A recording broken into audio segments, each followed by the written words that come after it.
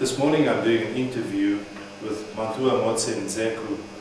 She's very involved in this battle, so we're going to have a relaxed visit, discuss many things, and relate to many issues that she's been exposed to, that she's involved in, and hopefully we can all learn from this experience and get some insights that otherwise would be difficult to obtain. Mantua, first of all, thank you very much for taking this time to allow me to interview you. I greatly appreciate this. As I say, the first question I always ask, do I have your permission to use this recording? I appreciate that. Now, before we start with the interview itself, could you give me just a bit of background about yourself, what languages you speak, where you're from, and that people can understand who you are a little bit. Okay, my name for one, Mantua, means the one who fights. Yes. So basically, now because I'm a pastoral worker, I look at myself more as sort of a prayer warrior now. I do a lot of pastoral counseling in the field of HIV/AIDS. My background is in biochemistry, believe it or not. I studied biochemistry in London at UCL. And then I taught biochemistry for a few years in Lesotho, which is where I grew up.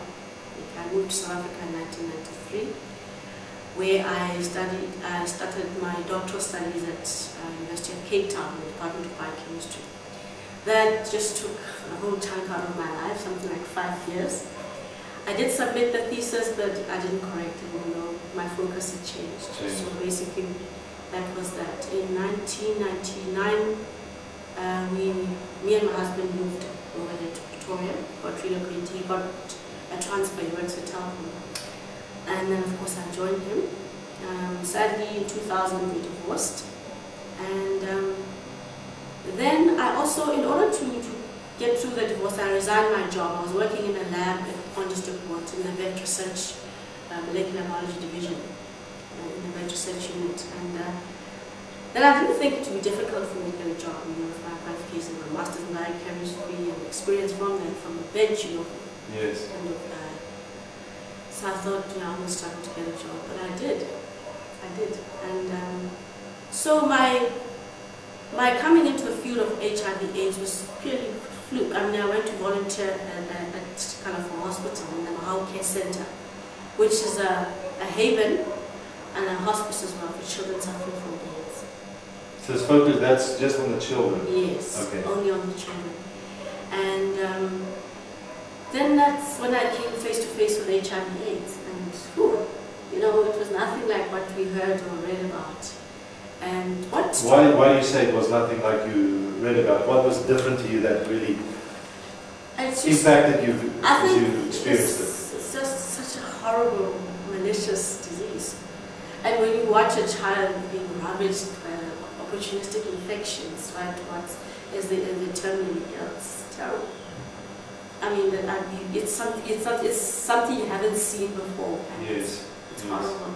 And you look at a child today and you think, right, this has to end. The suffering cannot go any longer than this. And it does. It just goes on and on. And when you think it can't get any worse, it gets worse. Oh, yeah. And, then I realized that the mothers of those children, some of them came in, some were resident there, others came in just to see the children in pain. I noticed that they actually didn't understand because they felt well and they looked well. And they didn't understand that their children had AIDS.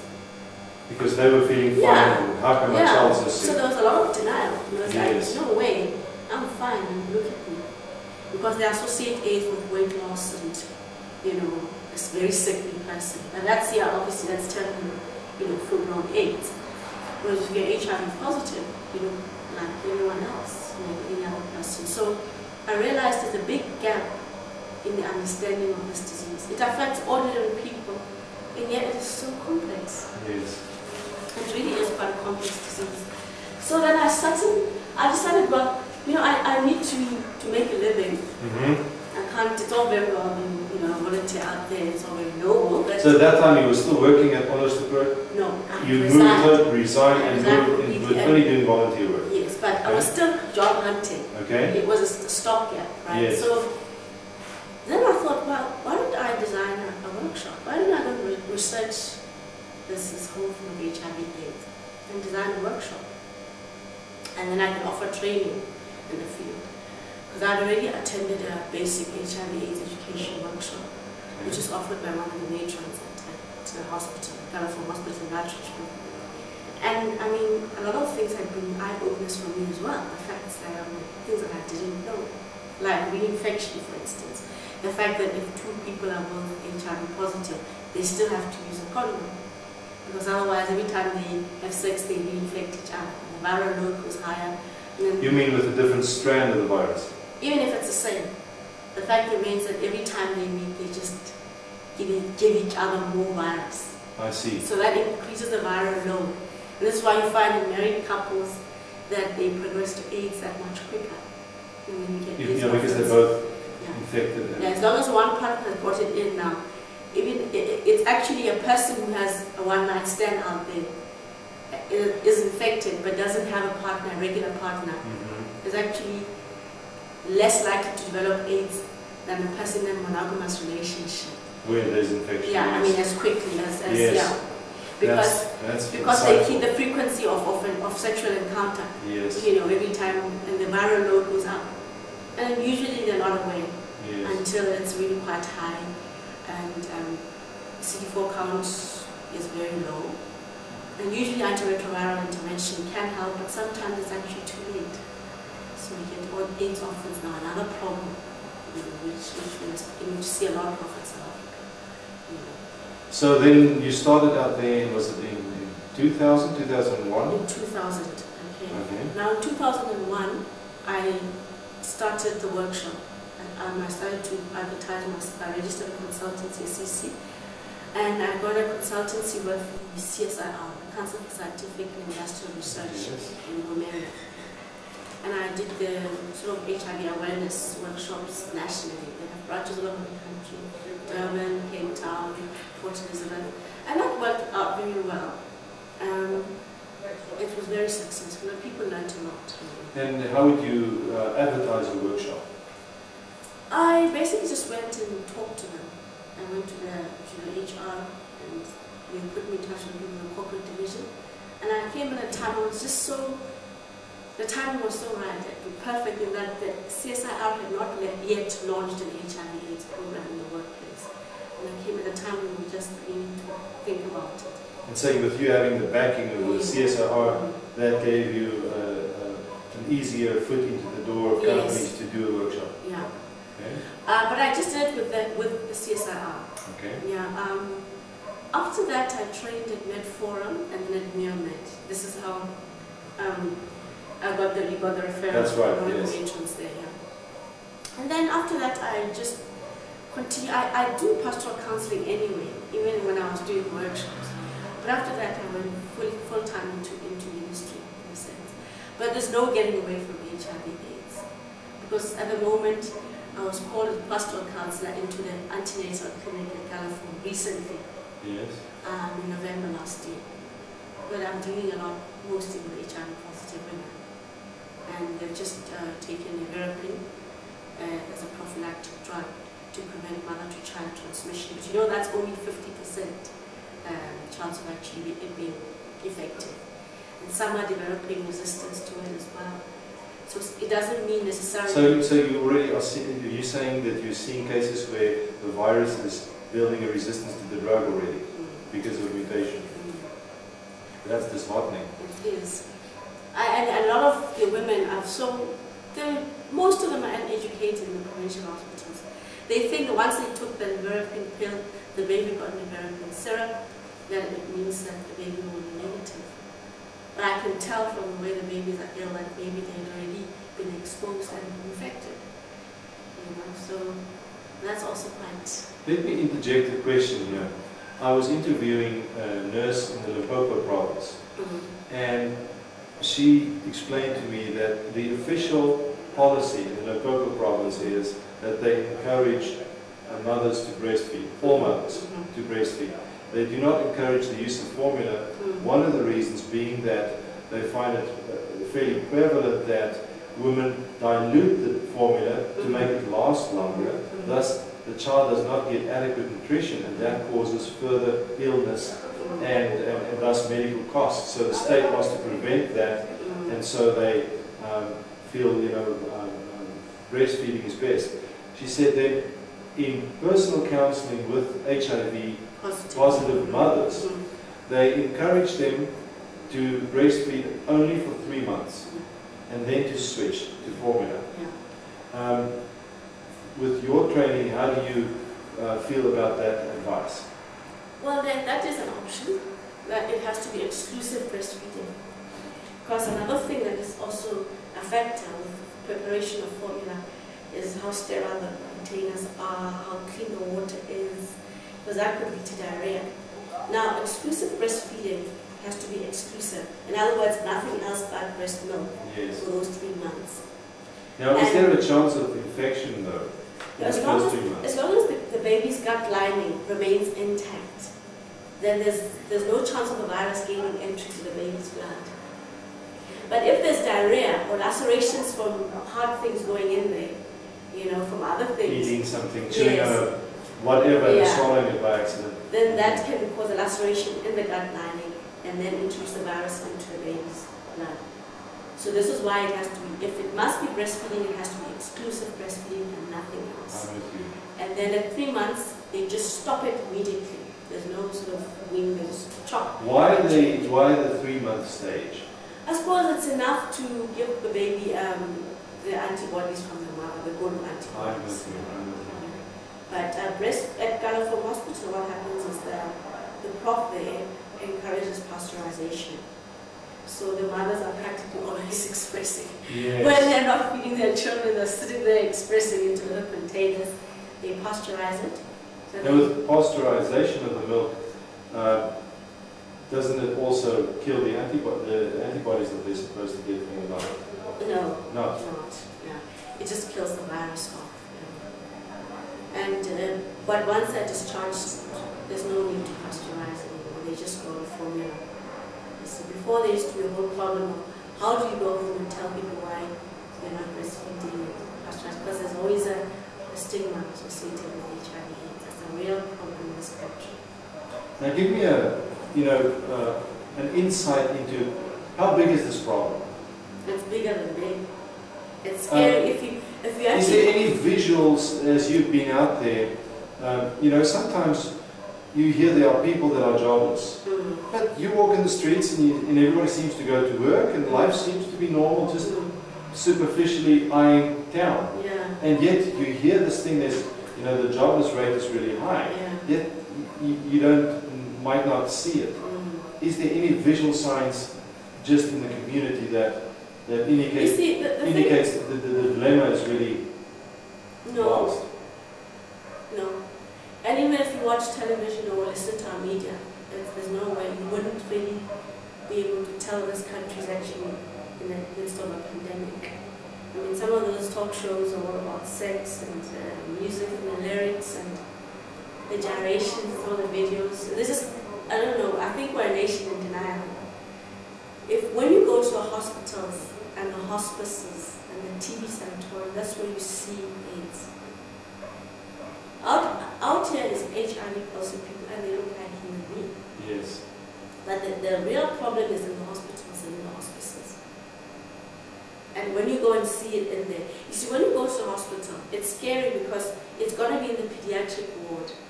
There's going to be like 90% of those cases there, and I'm not exaggerating, are AIDS-sick children. You go into gynae, at least 60% of the problem is because of HIV. Then you go into orthopedics. You know what I'm saying? Into the eye. I saw an article in the local paper, a few days ago, early February 2004, in which it said that increasingly the hospital resources are forced to be allocated to HIV, which obviously means that whatever other diseases are there, I'm sorry, we do not have any beds for you, because we have a limited resource here and it's increasingly being occupied with HIV-related problems. Yes. And so normal sicknesses are not, And the thing about it is you do find some people who are sick from other sort of strange diseases, you know, these syndromes. I mean, in medical terms we call them syndromes. Yes. As a pastoral counselor, I see them more in terms of spiritual sort of thing. That people like that do pray a lot. But once the doctors find that they are HIV positive, then they lose interest. And then you find that they are sicker from the other thing than from HIV-related illness. But the attitude of the doctors is, after all, this child is HIV. It's over. Yes. That feeling. Yeah. I'm not surprised after all that HIV positive. And so you feel then and the support that is normally present in a hospital geared around healing is then withdrawn? I think to an extent there's an attitude towards it. And the thing about it is it's really prevalent. I think a lot of the nurses and the hospital staff are also infected. Because I can tell the symptoms now, you know, hospital work around a lot, you know, the people who are HIV positive. What are some of the symptoms that you notice in a person that is HIV positive? The eyes are a dead giveaway. In what sense? Just the colouring of the iris. Yes. In AIDS-sick people, it tends to be very white. Otherwise, with HIV positive, you get some sort of bloodshot redness on occasion on one side of the eye, scarring of the iris, glass-like marble-like appearance on the eye. It's something that you just see. You want to go because for it. I interviewed a farmer in Mpumalanga, and just below Swaziland, and he said he's lost many farm workers due to AIDS, and he visits the hospital there, and he says he also mentions about the eyes, but he also said that when they get AIDS full blown, not just infected but full blown AIDS, they have sunken eyes. Yes, yeah. And he says, and their skin color also changes. Yes. Dark. Yeah, they become dark and greyish. That's right. Take a sort of greyish color. He mentioned that specific complexion issue that this is the case. Yeah. He mentioned out there that the hospital has a very morbid feeling because they have so many, because it's a hot area, hot spot as far as infection is concerned. So they have so many patients come in that once they diagnose them with AIDS, it's only a minor hospice role they take. Yeah. There's no hospital role left for them. They commit them to a bed and they ignore them. Yeah. Sometimes he says they do not change their bedding because they say that person will be dead very soon, and we've got so much to do, so there's nothing really. And you know what's so sad, Jack, is that I actually interview, I do pastoral counseling at the TB Center every week. And again, there you get very sick people with very low CD4 counts. And you'll be shocked at how much they still want to hang on to life. Of course. And they all have a story to tell about the pains that are going on in their body, you know, and they do suffer. So it's not okay to just dismiss them as they're going to die anyway. Some of them, their minds are actually quite lucid for a long time, even up to a point until they die. Yes, you do get AIDS dementia where the people begin to sound like they've lost it a bit, because the virus damages the central nervous system as well. But you do get people who are actually unusually lucid until right until the end. And they actually they can talk and tell you what's going on inside. I've noticed in the communities I visited that they all speak about the increase in funerals. Have you had any exposure to that aspect? Yes. In which communities have you seen an increase in funerals? I would say the black community around here, for instance, you know, I've actually helped bury a little one who died from it. But the mother was very young girl. She didn't disclose to her family what wrong with the child. And what was sad is that the uncles came, and as they gave the condolences, they said, you know, sorry, so you showed so much love for your child, and God will give you another child. Showing that they don't understand what's really. So it's a lack of education that's going to pressurize. The first thing that we do as Africans when a death has been announced is we just come to the family to come and support them. And most of the elderly people, when we talk to a young girl, we say to them, listen, God will give you another child, don't worry, my daughter. Yes. Okay? Or to the grandmother, you will have another grandchild. You know, this wasn't meant to be. God gave, God took away. Now, I mean, an HIV positive woman knows she shouldn't fall pregnant again. Because children is, the risk is too high and the kids get really sick. And for her to go through the trauma of watching her child die from AIDS again, it's really stupid. I mean. Yeah. But if there's a lot of pressure, especially if she's married, because then she must produce an heir to the family name, then she will fall pregnant again. Sometimes they don't need pressure. I don't understand. Some people just take chances anyway. They forget. Now, when we look at the cultural aspects of disclosing your HIV status, specifically if it's positive, what are some cultural implications to that disclosing of that information? You run the risk of being rejected entirely. Male, female? If it's a female disclosing, it's very, very unlikely for a male to disclose. Why? Because it's just, males don't talk in our culture. Even the husband, he comes home, he knows he's got it, he doesn't tell the wife. And when she discovers she has it, she just keeps quiet, she doesn't confront him. Even amongst educated black people, I don't know why. It's just a taboo subject, you just don't go there. You don't criticize the man's sexuality. So it kind of damages your ego to have to face that. Yes, yeah, it's an ego thing.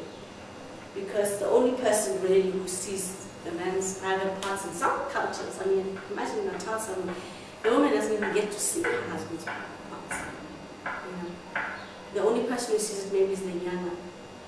You know, he gives the woman tea and does things to it, you know, to enhance his manhood and his sexuality. But now, to deal with a sick sexuality is not, you know, it's just not going to be discussed. It is not going to be discussed. Now, talking about sexuality, could you give me some insight into sexual practices as far as, I'll use an example again from, this one was from the Eastern Cape, where the one Ulster lady explained to me, she said, in our culture, it is understood that a man will have his wife in the village, and in the city he will have a girlfriend. Yeah. And it is improper for the wife and the girlfriend to meet. Yet it is accepted that this condition exists, that he has a girlfriend and he has a wife. What's been your experience as far as monogamy versus more than one partner, and that the sexual behavior of, maybe you can talk about men and women if it's different, or give us some cultural insight it's the same thing here with the Beni people as well. And I think the Sotho to a large extent, of which I'm also, yes. I belong to the Sotho group. But the thing about it is the men are not prepared to change. You see, what used to work before, I mean, generations before that, where a man could have more than one wife or one woman, cannot work now because of HIV/AIDS. Yes. It's like polygamy. We have to change. We cannot ignore the present situation and stick to old cultural practices when they're going to kill us. It's either you stick to the culture or you die. Now, in the Xhosa culture, the lady mentioned to me that the husband would have intercourse with the girl, and it's totally accepted, and if she falls pregnant, then he would be obligated to marry her. Yeah. Is that still a prevalent practice? No, not yet. So, in cultural practice in this area, when do a man and wife engage sexually? There's no. Listen, as a Christian, I'd like to think it's when they're married. Yes. But the reality is. Yeah, because that's exactly what I think is that difference there.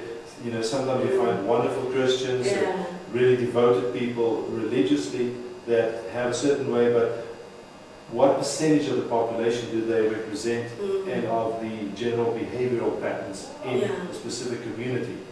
I just don't know. I find that even amongst Christians, you do get people who bend the rules a bit. Yes. So that there's HIV infection even amongst my fellow pastors now. They don't know it, but I can tell that they're infected, and that most likely their spouse are infected as well. So that there's really a real problem with, you know, trying to stick to one partner. It seems to be a problem almost right now. I don't know, it just really seems to be a problem. I found that I interviewed a whole waiting room down in Plettenberg Bay in a clinic. And as I spoke with the people, I had a cross-out translator who spoke to them, to those who did not follow. And the women were participating, the men weren't. Yeah. It was very obvious that women are willing to talk about it, men don't go there. Yeah. There's definitely a very clear image. And then the one sister working there, she says, I want you women now to keep quiet. Come on, men, we want to hear from you. And they don't want to go there. They don't talk about it. They just do it. It's like boys watching girls playing doll. They don't want to play with dolls. And they want to do their boy stuff, you know. They don't want to hear the word AIDS. They do not want to hear the word AIDS or HIV. It is such a sore point in their lives because it's come to mess with something that they really, you know, love and cherish. That fact that they go and have as many partners as they want. That's why they'd rather rape children. You know the myth that when you rape a virgin, you get rid of the virus. I know that's prevalent, and that concept is prevalent in Zambia. Do you think it's all over Southern Africa? Yes. Unfortunately so. Now, where do you think that notion comes from? I think it originated from traditional healers. Talking about traditional healers, what do you think is their impact on the thinking of many people? It's great. There's got a huge impact. And we need to educate them as well if we are to win this battle. In other words, what you're telling me is if a person goes to a medical doctor and the medical doctor gives a report on the person's health, and that same person then goes to a Sangoma or a Nyanga, the medical doctor would be ignored if there's a difference in opinion. Oh, definitely. Definitely. I mean, I see cuts, you know how they use a razor blade Yes. to cut the skin and to administer the muti, which is herbs or whatever. Yes. And then they see the same razor on another person. So already that has implications in terms of transmission Yes. of the virus. So some people actually get it by going to traditional healers. You know, especially with children, they tend to cut them here. There's a ritual they do with children. You know, you hand them over to ancestors when they're born, and they use a razor. And you know, they use the same razor on like 10 other people. So when you're counseling, you ought to tell them that, you know, listen, I don't approve of traditional healers personally. If you should go and see one, please, for heaven's sake, take your own razor. One nurse mentioned to me that cancer and AIDS are traditionally seen as an evil curse on you, and so when the person has cancer, for example, in a traditional community, that often that person is ostracized and not supported because of the feeling of that person's curse. Yeah. Is that true? Yeah. And do you think AIDS has a similar? Yes, because a lot of the symptoms of AIDS are like witchcraft. Now, as a pastoral counselor, I said, I'm also kind of like you've been bewitched and look, you're falling apart because there's a curse upon you. Yeah. And so when you see someone that's really ill, some interpreted that person's been cursed, that person is bewitched, back off. Yeah. But it's actually, because traditionally, illnesses that cannot be sorted out by Western medicine must be witchcraft. They must be an evil curse. Oh, that's an interesting concept. Yeah, and then it means the ancestors. So if Western medicine had already found a cure for it, like take this injection and everything's fine, oh, then it's not witchcraft. Yeah. But if the Western doctors can't solve it, that obviously then moves it into a different realm. Yeah. I see. Now that's about witchcraft, and it can only be sorted out by, you know, nyanas or spiritual, you know, these prophets. They use water a lot. And that's not good either for HIV, because people have to, when they take the muti or that water, you know, they regurgitate or they induce diarrhea. They use it like an enema. Yes. That's the way that they administer some of this Yes. fruity. And that causes dehydration.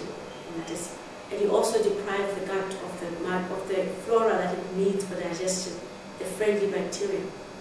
You know, a lot of antibiotics do that as well. Yes. Now, imagine that a person with HIV already does not have their full complement of flora. Now, when we do that, Now you do an enema that robs them of the rest. and then they get sick.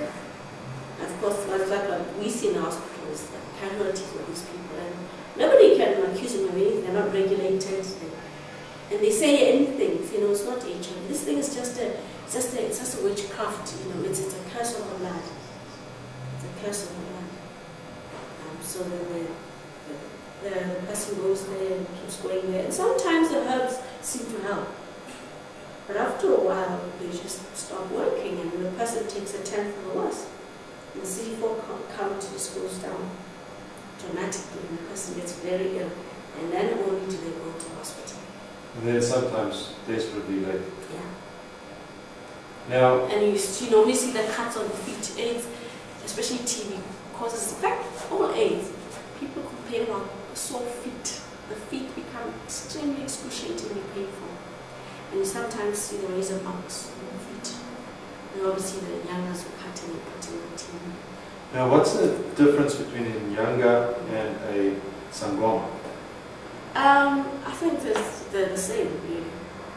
Basically just maybe two different institutions of training, but basically they're the same. Sangoma tends to wear a lot of beads, right? And Nyanga would wear more sheepskin, leopard skin, you know, manner of dress.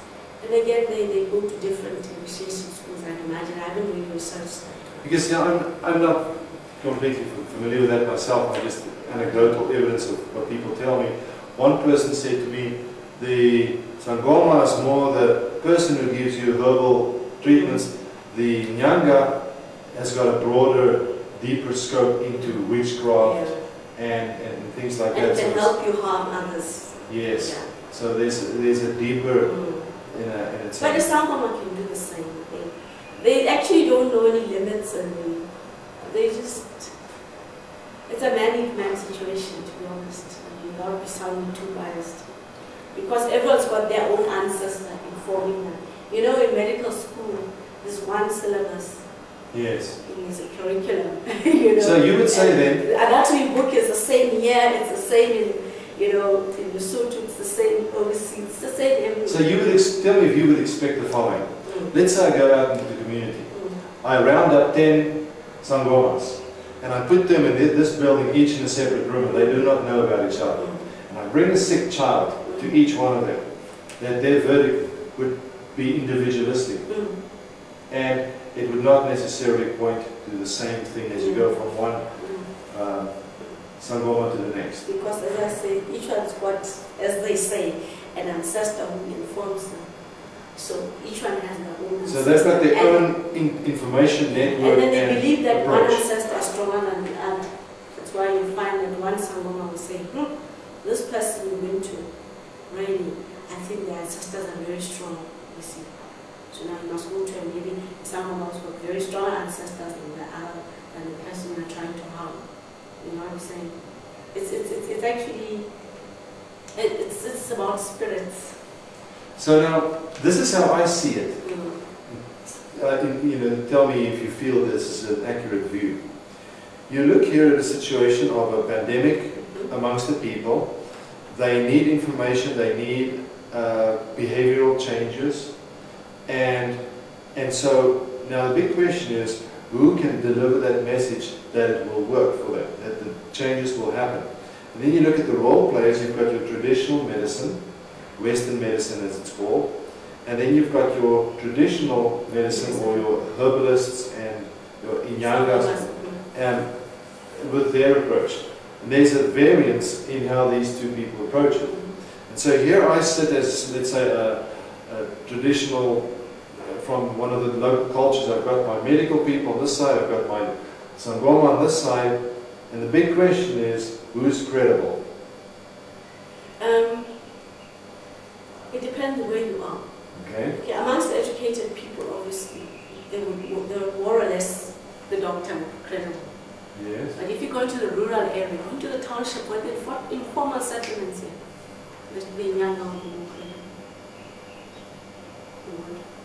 because you see the thing about the traditional or the Western medicine, you're going to start telling them to use a condom, which they really detest. They hate a condom. I've heard that over and over. Okay. The women tell me that they cannot pass and then you're going to tell them to be faithful. Now they cannot. It's just unthinkable. How can I possibly be faithful? I've always had more than one way. That's who I am. That's my outlook. And they grew up that way. You see. Now the third one, you say abstain. I mean that's. What is this person doing? What about a woman's perspective? I had one woman explain it to me this way. She says, for me to get a husband, I want a husband and a stable, married situation, but abstinence is not the way to marriage in my culture. She said, the boyfriend will expect us to sleep together, and that's kind of an introduction to a further, stronger, more lasting relationship. That's culturally ingrained. So she feels culturally coerced into accepting premarital sexual relations. She cannot, if she says, I'm not going to do that, culturally it might mean, well, then you won't find a husband. Well, that's fine. Then she must do that. If she wants to be infected, then she could well die. You know, I used to say that in my workshops. If you stick to your culture, you've always been a polygamist, you want more than one wife, then you're fine, then die. It's either you change from your cultural ways and you live, or you stick to it and you die. There's no options here, and there's no way out. And there are no shortcuts. We have to change. That is the only way that we can actually do this. Because even antiretrovirals, after a while, you develop resistance, all sorts of problems can come. People are thinking, oh, well, now there's antiretrovirals, we can continue, and have as many partners and just take the pills. But the thing about it is, if you're infected by someone who was not compliant to start with, they may have developed a strain that is now resistant to antiretrovirals. So that limits the ones that can work for you. Do you think some people assume the antiretrovirals are actually a cure? Yes, because there's been a lot of song and dance and noise about them. So they think that finally now that the government's giving in, that this is actually... Now, we all know the antiretrovirals go in a whole lot of education. I struggle to remember the antibiotics for my little one. I struggle, especially once she's become one. I struggle to remember, to give her and to be compliant. Yes. So imagine you have to take that for the rest of your life and be compliant. And there are nutritional rules as well that go with it. You have to eat this and that. And people think it's all very hunky-dory, the pills are here now. And some of them have got terrible side effects. One nurse explained to me, she says, she was in the Eastern Cape, she said that they will be starting now in February with a treatment program there for free antiretrovirals. She said that means 80 pills every 2 weeks is what they have to swallow. She said, and she's skeptical about compliance. And she says what she actually expects. Now, this is not proven yet. So I'm just curious about your perception on this. She expects some people not to take their pills, but then to sell it on the black market as Western Muti. Yes. See, I've got the pills to cure you, and actually trade it. Meanwhile, she's supposed to have taken it herself, but now she sells it. Because there's poverty as well. Because that's the issue that I want to lead into. She gave me real insight into poverty. She says, for example, if you're a young woman and you're really poor, here comes somebody who has a little money. Sometimes some women would be willing to sleep with that man just for some money. Others say, the man, just a promise of possible money or influence, I'll try and get you a job, is enough for her to take that chance.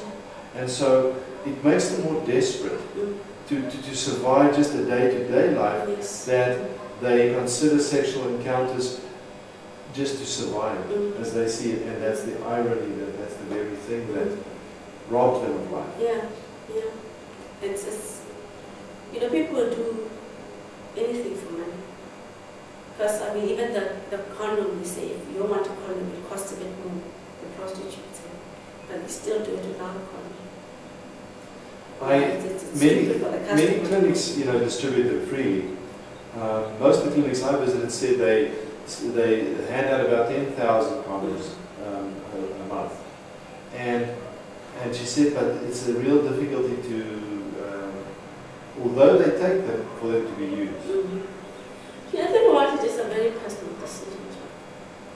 That was very sort of crucial moment when you make that decision to put that condom on. It's so personal. And I know that men like openly tell me they don't like it, they don't want it, and then I hear in addition women tell me that if they suggest to the man to use one, that's a slap in his face. Yeah. Because now you are insinuating that you are HIV positive. That insinuates that you are telling him he's sleeping around, he's unfaithful to you, and whether it's true or not, he uses that leverage of insinuation against the woman. Yes, that's a political thing. Yes. I really just wonder if it's worth having a relationship in this day and age, to be honest. I mean, the repercussions, because the thing about it is AIDS kills. And I see it so often. And sometimes, as I say, we pray, I pray with the patients, I teach them how to rely on prayer and build up the faith. But to watch them die. So you're working mostly with people that are infected. Isn't it very disturbing and doesn't it drain you to face the same situation of the inevitability of death that they have to face? I see a lot of witchcraft which is equally as horrific and deadly and also killing. So in a sense I'm sort of in the spiritual realm for better part of the day. When you say witchcraft, it is people turn to witchcraft because they're sick? People who have been bewitched, victims of witchcraft. I see what you're saying, okay? And again, the doctors don't know what's going on. The scans and the scopes and can't pick it up. But I also got into this because I have been a victim of witchcraft myself. But then I turned closer and closer and closer to God. And so I pray in the spiritual realm. And that's how I discern a lot of the spirits, the evil spirits. But I would pray as a Christian, and I just pray without any water, oil, or anything that, but Africans like to touch things. You must give them a bit of water, a bit of powder, a bit of herbs. People want to get something to touch and apply. They don't believe in just one-on-one, contact with God, the Holy Spirit, which is what I do, and I try to encourage them to do that. And this is why I say I see a lot of similarity to witchcraft. So I can't blame people for thinking like that. So what are some of the encouraging experiences you've had in your ministry amongst the people that are sick? There's one of the encouraging ones. One is this, you say miraculous turnaround. The person just gets really well, They don't necessarily become negative. But they just get so much better, and they get up and go and they go back to work and go on their lives. And that's so encouraging. You also see people become enlightened and sort of use the condom, take their pills. They just become really, look after their health and they look after themselves. And you can see that they're aware that they're living with life-threatening disease. But they treat it like diabetes or high blood pressure or any other, life-threatening condition. And they're very mature about it. Of course, it becomes depressing when it becomes AIDS, because they already know now it's dying time. But those are the encouraging things that you see. So families, when you see a husband and a wife supporting each other, that I'm so happy, because we really see that usually it's just, draws them. It strains the relationship. And sometimes there's split up because Or they don't split up, they just don't talk about the condition. Yeah. And you just see the wife perishing and the husband talking rubbish every time you're in their company and not addressing basically denial. Yeah. But there's a lot of denial. There's too much denial in this country. Now let me ask you a very difficult question. If I were to empower you to be the Minister of Health today, what would you do differently? The media, information. How would you use it differently? How's it used? To start with, how's it not? What's not working, and what would you change? I would change the information education strategies.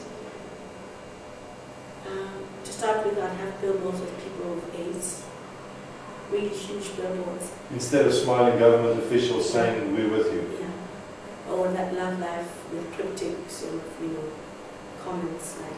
So, love, in other words, you think more of a shock tactic to bring the reality of in indigenous language, like you have one big one with Sesotho or with big Zulu in Natal, wherever the region, in proper Venda, etc. You see what I'm saying? And it must just be this person with AIDS, not even a HIV person, laying across and just a message there. TV, I have a slot every single day, just like a news slot, because we are actually in almost a state of emergency, where we have AIDS education in whatever form, and useful AIDS, HIV AIDS, not one person disclosing here and there. I mean, we've seen that already, but now let's get people educated. People don't know, there's too much ignorance. People just don't know that 9 out of 10 people who are HIV positive do not know that they are. They just don't know that they could be HIV positive because ABC. You see, the way the blood seroconverts from being HIV negative to positive is through what we call acute seroconversion illness, which just feels like a flu. It just feels like a really nasty flu. Yes. And the person doesn't know that, this is when I became HIV negative. And they go around infecting others, getting reinfected, not testing, because there's no need to test them. After all, they don't feel sick. So if people could be told things like that, what to watch out for, flush, headaches, it's very common as well, even early infection, you start getting headaches, persistent headaches, go for a test. Pins and needles in the feet. People don't know these things. So you push a media campaign to really bring the reality home. Yeah. Do you feel, though, because you've looked at this thing of, here's the dilemma I see. If you create a curve of people that are highly educated to not well educated, the highly educated people often are wealthier than those who are not educated. Yeah. They're often the ones, and the percentage of people that are highly educated versus not educated is an inverse curve. Yeah. In other words, I should do this. Highly educated people and less educated people, there's a large percentage of less educated people, their hygiene is more troubling, their income is lower, they're more reliant on a sangoma and traditional advice than Western medicine, and so now I'm looking at this and I say, okay, so you've got all these billboards that show them AIDS skills, and they realize, whoa, now why would they then not go to the sangoma but follow Western medical advice? Well, the thing that you do is just show that it exists. Okay. Because a lot of the menus, they don't want to talk about it. Yes. I remember one taxi driver, I was still at the office in town, and was advertising the counseling service. And I had a loudspeaker and I was saying AIDS. Everybody thought I was mad. They were actually totally amused. They thought you were some street prophet with your beard and your own little box that you stand on and you ramble about things that no one cares. Yes. And one taxi driver said that nobody with that pamphlet is allowed in his taxi. He says, don't bring AIDS into my taxi. He forbade any passenger in his taxi to take the pamphlet. So you understand. So that's a very physical message that you get about how they view this. They don't want to deal with it. It's somebody else's. Now, and you find someone laughing and saying very snide comments about it, and I look in their eyes and I know they're HIV positive. Now, but they don't think, this is why they're shocked when they get yes. They can't handle, my God, I was laughing at my neighbor last week saying a snide remark to a colleague, and yet now it's hit to come here. And I mean, it's hit to everybody, it's pastors, it's nurses. In the Limpopo province, one nurse told me she's been working with patients now for about 4 years. she said, there's one difference. I asked her, have you noticed a difference over time with the people that you work with? She said, yes. She says, at the beginning of this, people seemed to fear the infection. They were scared of the infection. Now they're arrogant about it and they don't care about it. And she says, you tell a 14-year-old HIV positive girl, you are infected, she laughs in your face. And it doesn't seem to faze her. There's no fear for the disease in many. They just, she said it, they say, I'm going to die when I've got to die. A fatalistic kind of attitude. We all have to die sometimes, so, and not like, let me be wise here. Until she's perishing on her deathbed. Yeah, because these are just HIV positive, they don't have AIDS, so they're healthy and they are seemingly healthy. That's why I'm saying they need to see and hear. We need to interview some of those people on their deathbeds and hear what they have to say. A nurse in the Eastern Cape told me, she said, she has also found that when she informs women that they are positive, many of them have a rage. Yes. They're angry. Yeah. And that was surprising to her initially. Now, this is a white woman, this nurse. She said, I was surprised at it initially. Why are they angry? I thought you'd be more heart sore or something. And she says, then through time she came to understand it's just because she, in a way, then hates men. They did it to me. Yeah. And she says, and the man, the particular man, I've seen that a lot. Especially with women, so much anger. And she said some of those women have even turned into revenge, where they not disclose their status and then they will sleep around to get back at them. Yeah. And in a negative, hateful anger. There's no doubt, this thing is actually, it's in an evil spirit. It's tragic, it's horrible. Because it brings about malice and desperation, yes. Which then makes people do malicious things. And then that's how it spreads around like that. So it's spreading death because it is death. Is there any way to counter the impact of bad advice from sangomas? Yeah, I think the only way really is spiritual. So the people have to turn to other sources than the sangoma. That's how you view that. And that's a very personal thing. Yes. And as I tell my patients every day, I say the same, I'd advise you in the first sermon I gave at the beginning of the year, what I said, you have all the time now to make a decision, whether you waste time and put your trust and belief and faith in also in the way you just come to Christ. Because I tell you, this is the only guy who defeated death. It's the only guy who died for us so that we can have salvation and forgiveness of sins. And the thing about it, he said, I'm the way, the truth, and the life.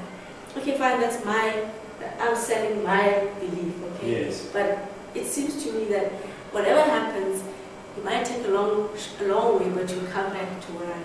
So you'd rather just start here. And hopefully don't do it after you're infected. Yes. But make the behavioral changes before infection. That's the thing, that's a real challenge for us as pastoral workers. Even when some person converts and turns to Christ, they still die.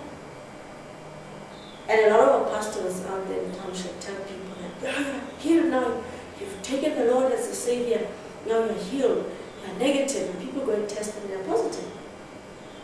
Oh, so you actually find more of a sangoma-like advice that people give where they try to tell them, now that you've turned to the Lord, you'll be cured. Yeah. And the reality is once again denied. Yeah. So that again there's a whole mess out there. And of course it tends people against the church as well.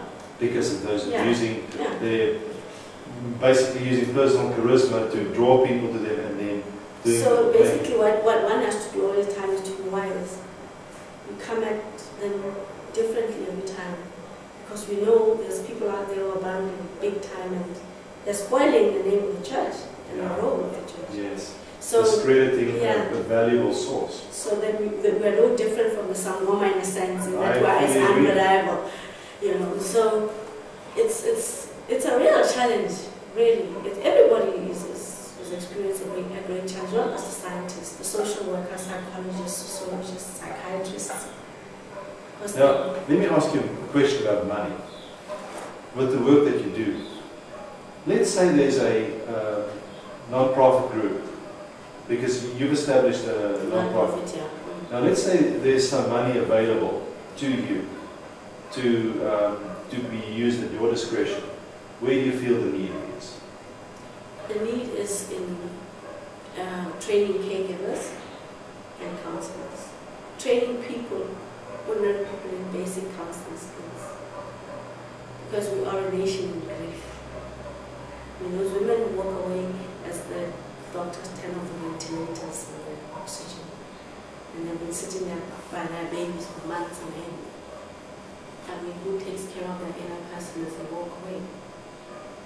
And if you've got many of those, you get a nation of angry people hurting inside who have not actually addressed that anger, the trauma. So I think my money would go there in just training people and counseling them. You know, even if it means that the sessions are funded by the fund, that they can then come free of charge. But to know, doctors should know the service that once this woman died, her baby died of AIDS, and the father or the brother go and talk. Even people who have taken over siblings' orphans, your brother's children, your salary was 800 rands, it used to be enough for you and the family. But now you've got 4 other children, got the same job, you know. And maybe the children are too old to qualify for the child grant. That must be very stressful. And they need to come in debrief. What about the whole thing about orphans? Have you had much to do with orphans? No, not really. I can imagine it's a problem. And some of the orphans are going to be from the middle class, from the rich people as well. We tend to think of orphans as being poor. Yeah. But we're going to start seeing orphans of rich people as well. The farmer that I spoke with, that just lived just south of Swaziland, he said he's got 26 orphans on his farm. I can believe that. He says 20 of them have one parent still alive, but that parent is elsewhere trying to find a job, and so had to abandon the child. The other 6 have no parents whatsoever, and then they are cared for by distant relatives who are also sometimes dying. Yes. And he says you find little villages where you walk into the little village of, let's say, 10 huts, and you find 3 old people and 20 children. Yeah. No middle-aged people. Yeah. And he found caught some of these children in his land stealing crops. And he stopped them and asked them, "What are you doing?" And he found out that those, now looking, these were the orphans, those looking after them said, "You go steal food for us or we throw you out." Because they don't have any food left. And it's that desperate that they have to now get the children to be resourceful to find food for them, because it doesn't stretch anymore. And this is the problem, they get criminal tendencies. And it's desperation that sets in. Yeah, it actually breeds desperation. Because even people, when they're told they're HIV positive, they become desperate. They want to wipe it off somewhere. Now, if you were now speaking to an audience of influential government people, where are they missing the boat? Where are they doing things that they really need to do more or better? I think, to start with, I think people who are HIV positive in government should have disclosed to make it and set an example. Yeah, just to show people that even I can get it, even from a minister or on an MP, I can, that would have helped a lot, and it would have helped to remove the stigma, like the Ugandans did. The first thing that Ugandans did was they destigmatized the disease, but then of course they died in numbers. A person at USAID here in Pretoria that I interviewed said to me, her personal opinion was, she said nobody really knows why Uganda turned around from in the 30s to 16 and now below 10% infection. She said her personal impression of that is the actual deaths was the catalyst to behavioral change. When she used an example similar to this, she said if you're 9 years old and your sister of 16 is dying, you've lost your parents, you're not going to mess around. You know what causes death very well, and you'll step aside when that opportunity comes to infect yourself. She said, so that was the unfortunate, the harsh reality that forced her to... It had to get really bad before it got better. Yes. Do you think the same thing would be destined for the same dilemma? Definitely, without a doubt. Without a doubt. People are going to die like flies in droves. In droves. That's a very harsh reality we will have to face because of the resources that it ties up. Like the farmer next to Swaziland mentioned to me, he says, many farmers here are desperate for workers. And you'd say, come on, that's a densely populated area, isn't it? There are lots of people available. He said, he added one interesting thing. He says the minimum wage has to be given in cash. He says before the minimum wage in his area is 650 Rand a month. He says before that I gave it to them in kind. They got 3 tons of maize a year and other things. Now they're forced to give it in cash so they don't get the other benefits. He says that many of the men drink out the money. Now in the old days they drank out this portion, but the maize was there and the wife and the children got the maize. Now he drinks out everything. I'm exaggerating to a degree maybe, but he drinks out the money and he doesn't, and he's all happy that he gets more money. This sounds wonderful to him, yet the family starves. They're worse off because of the change. Well, there's some women who actually they just use beauty of the men and completely becomes hypnotized, and he takes that money to her. So it never gets to the wife. So she uses witchcraft to lure the money towards her. Milk him for his earnings, and his family is deprived. So that's another factor as well. Because there when he drinks, he's going to meet women who do that. Another thing that is, we should not forget is that we were looking one time with my sister. She was staying with me. She just moved to Victoria last year in July. She works for the UNDP. And we're looking at the caliber of people painting outside and fixing things. They were very dusty. They'd been working in overalls and they looked grey and dusty. And she said to me, Mantua, can you imagine that guy using a column? I looked at him and I said, they're probably going to earn like 200 Rand for that week. They don't have bank accounts, they don't have property investments, they don't have unit trusts, they don't have holidays to afford to, they don't even read books. You know, the kind of thing that makes life worth it. You know, it's just a bare existence of work yourself to death every day for little money. And then you go home and all you want is, the only thing he owns is his sexuality. His, literally his erection. I mean, how can you expect him to use a condom? To even now interfere with a little pleasure that he gets. And males see that as, the one man said, it's like eating candy through the wrapper. He says, it's just, he says culturally they want flesh on flesh, and they just hate that condom concept. There's no problem with flesh on flesh. Sex was designed for flesh on flesh, right? But people ought to be faithful. If that were in place, then it wouldn't be a problem. Yes. You see? But the problem now is they're going to make sick babies if we don't use condoms. And those children are very expensive to treat. Ventilators and oxygen and nebulizers and the drugs that are given to these children. I mean, it costs the state a lot of money. And emotionally, the women are the ones who, I see that in hospital, are the ones by the side of the bed for months on end. Especially sometimes the HIV causes premature babies. Where are the men? They are doing more women out there. You know, I just don't know. I think if we separated... It's a profound change that we need here. It's not just... If we separated the sexes and had them in different islands, then maybe we could have stopped working. Well, but then but actually, you know, that doesn't work. Because just this morning, my brother called me, and he was speaking to a lady in Ellis Ras, close to Botswana, and her husband just returned from jail.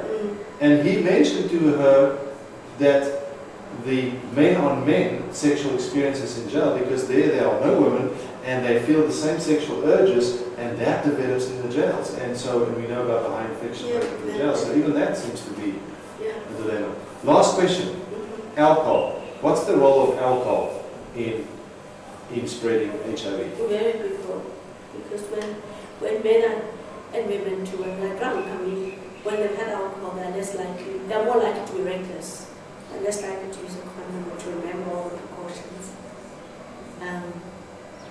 Definitely.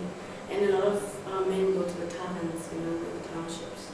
Sort of a hub, a meeting place, a social. They watch soccer there, and they are fun there. But the boss gives you a hard time, treats you like a boy. You go home, the wife's nagging. You're not good enough, don't bring enough money to the house. The only place where they are firm is in the pub as a man. Where they do not have pressures of life. They actually look at you, and when you walk in there, you just jump, and you probably just say something and everybody laughs, and they make you feel at home that you're so funny, you cracked a good joke. And ironically, what I immediately image I get from you is, the worse off you are, the more that's an attractive spot. Yes. Because the worse off you are financially, the more pressure there will be at home. Yes. Poverty does not bring happiness. It brings a strained relationship and so forth. And obviously, the worse off you are, often if you work for little money, it's harder work. Yes. It's manual labor and it's harsher conditions, and so it drives people in a sense to that. Yeah. So that in the end, and this was actually discussed by a Presbyterian professor of practical theology at a seminar on trauma, and he said that you get home with a holy woman who's a praying woman, and she's like, she's condemned this husband, he's a sinner, he's this and that, he's not good enough. He goes to work and the boss is sitting on his neck, and then we go to the tavern, and that's the only place where we have found him. And then he said, we wonder why then he likes the tavern so much more than he loves church. And that's the thing about it. But the tavern is where he's putting it in trouble, because that's where he's putting in alcohol, and also women who are out there to infect. I heard someone say in the Limpopo province that you find sometimes even men there that in their sober state live a good life. They do not sleep around, they are responsible, but by being inebriated in a shebeen, they do not even remember what exactly happened. And so sometimes that's, even good people have just, there's the spot where the thing goes wrong. And sometimes they're given poison in their booze. And it's, you find patients with liver problems, or liver cancer. And it's because of alcohol they made themselves? No, they put poison in the booze. Why? If you're a successful, guy in the township, and you drive the best car, and you show with the shebeen there's jealousy, and so sometimes people, now we're going to smoke him good. Yeah. We're going to make him pay for it. So one day someone decides, we've had enough of this guy, he just seems to be getting promoted, doing better. Constantly success. Yeah, so they just put something in his beer. And so you see the effect of that. Mantua, thank you for this interview. This is, we've talked about a lot of things, and we've been all over the roadmap here, but that's very insightful, just because I think people specifically who will be watching this, that opens your eyes to so many nuances, as you scratch the surface everywhere and realize there's issues. You relate to alcohol, you relate to family, relationships to money, to traditional advice, and so many aspects that all contribute to a lethal environment, and that somehow we'll have to find an answer for, or face a horrible future with the effects and ravages of this disease. I actually don't know what the solution was at the end of the day, because we know that the ABC, abstain, be faithful, compromise, it's all there, but how many people actually do that? It's quite scary. And to bring up our children, our daughter, in an environment where men are actually looking out there to rape and get rid of them, virus is also, quite daunting.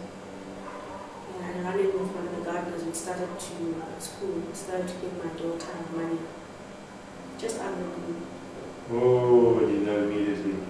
And I'd seen his wife. His wife died last year. I'd seen the wife, and I know she probably died of AIDS. So he's probably only discovered now that he's positive. So I had to report it immediately.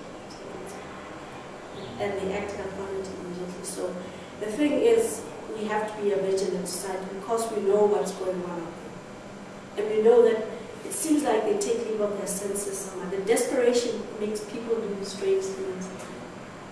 And if you're in a society where you want to be married and want to have a family, there's one key thing.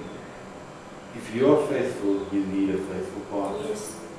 And this environment is scary just in, can you really trust your partner? That has to be a yes, a resounding yes, or the problem is not solved. Thank you very much. Okay.